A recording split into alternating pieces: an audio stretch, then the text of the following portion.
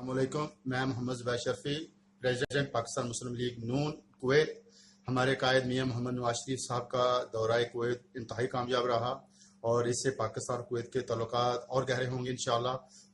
Kuwait ہمارا بڑا ہی اسلامی برادر ملک ہے اور ہم یہاں 1,13,000 پاکستانی موجود ہیں اور یہاں پاکستان کے ویزوں کا بڑا درینہ مسئلہ تھا جس پر ہمارے قائد میاں محمد نواز شریف نے بات کی اور انشاءاللہ تعالی پاکستان کے ویزے کھل جائیں گے. اور اس کے علاوہ تجارت کے حوالے سے بہت ہی اچھی پیش رفت ہوئی ہے.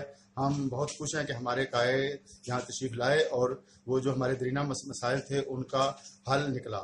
تو میں اپنے تمام دوستوں کو اس بات کی مبارکباد دیتا ہوں کہ ہمارے قائد نے کویت میں بہت ہی اچھا کام کیا ہے اور ہماری پوری ٹیم پاکستان مسلم لیگ کی جس کے پریزیڈنٹ میاں محمد ارشد ہیں، ہم بہت خوش ہیں. ہمارے گلف کے چیف آرگنائزر محمد عرفان ناگرہ نے بڑی محنت کی. اسی طرح پاکستان مسلم لیگ کویت کے ہر فرد نے محنت سے کام کیا اور ہمارے قائد میاں محمد نواز شریف کے ساتھ ملاقات بھی ہوئی اور بڑا اچھا وقت گزرا. ہم سب بہت خوش ہیں. آج کا دن ہمارے لیے بہت ہی خوشی کا دن ہے. جزاک اللہ.